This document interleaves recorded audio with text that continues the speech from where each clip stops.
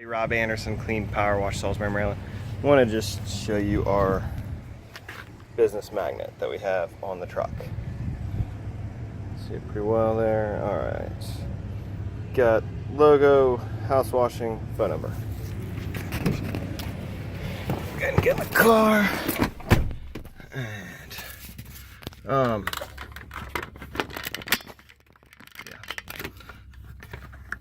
There we go. All right. So I was watching Dave and Jason Guyman, or Gary, one of them, and somebody asked about, what should I put on my business magnet? And both of them pretty well shot that down. And I get why, but I'm gonna disagree. Get a little air conditioning on so I'm not sweating too profusely in this video. Early on, I had some really cheap, like $10 magnets made by Vistaprint, and it was the clip art stuff, and it fell apart. It looked like my kid drew it. All around, it just looked bad. And certainly, early on, you don't realize that. You should know, but you don't realize that. Guess what? Vistaprint's card stock and everything they've got out there has already been used by hundreds and thousands of other people. So, and maybe it's just the fact that I've been in the industry so long, I look at those and say, okay, well, I know exactly where you got it from. Definitely not original. You use the same piece of clip art that everybody else uses. Dave was pushing people towards vinyl, and I completely agree that that's a great way to go. And Jason was saying, hey, go with some 5 rounds, some door hangers or whatever, and you'll get better results. For me, I look at magnets and lettering on signs together as one of the cheapest, longest lasting advertising things you're going to do. Currently, I've got 2. I used to have 3 magnets on the vehicle. I basically paid $50 each for them. And the number of impressions that I've gotten from simply driving around town, or when I pull up to a customer's house.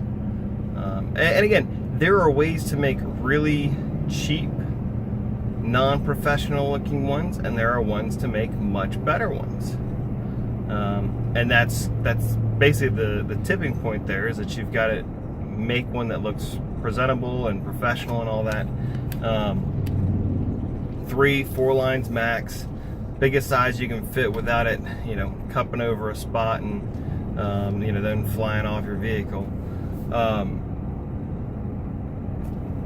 I also have it so that the business magnets that are on the car or on the trucks match our regular signage, our yard signs. So again, that's 2 spots where they're seeing that. And again, we're gonna get, the whole thing is gonna eventually get vinyled. The big thing, when I had my first stuff done, I had just vinyl for my red truck. And sorry, that wasn't the first thing. First vinyl I ever had was vinyl on my red truck. And Tim Fields did that. And it was pretty simple. I mean, it's Clean Power Wash, cleanpowerwash.com, our phone number, and the house washing, gutter cleaning free estimates or something like that. I should remember, it's still on there. But that was what, 4 years ago? I don't even know what it works out to, but it's pennies a day, or maybe at this point it's probably a penny a day. No, more than a penny a day. But as far as your overall impressions that you're getting out of this stuff, guys, it's next to nothing. If you don't have $200, $400 or $500 to go get vinyl lettering on your truck, or get the design work done and this and that, I would recommend to do a business magnet. You can change up your marketing. You can change, early on, you're probably not going to know in that first year or first 2 years, for that matter, hey, this is exactly how I want to brand my company. This is the color scheme. This is definitely the name I want to be married to for life. I don't plan on making any changes to it. This is it. I would say that the chances of that are less than 1%, unless you're buying a franchise, and at that point, it's a completely different discussion. But it was good to go ahead, get a couple of, we'll say, bad magnets done and use those. I've made plenty of money off of them. Had people walking up to me in the Sam's Club parking lot. I've probably done $1,500 to $2,000 just from people walking up to me and seeing that. Would I get a similar result from vinyl? Absolutely. Absolutely. The guys that don't have anything on them, that's what I don't get. You're driving down the street, that vehicle that's, let's just say you drove 15,000 miles this year, which is probably low for somebody that's running a service business where you're driving around. And let's just say every mile, I don't know, 20 people see it. Versus your single use, door hangers. You're going to use this, it's going to cost a whole lot less per unit, but per impression,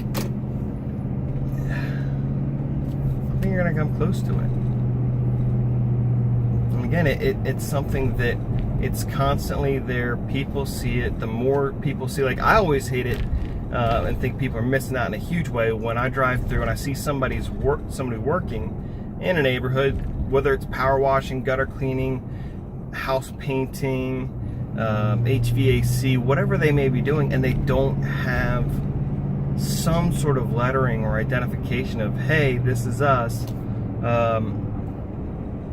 People can take a picture of my truck and call me later. They take a picture of my truck on the right side, which does not have the magnet on it right now. They can't. They're not going to know who to call. They're like, oh yeah, here's that company with the maroon truck.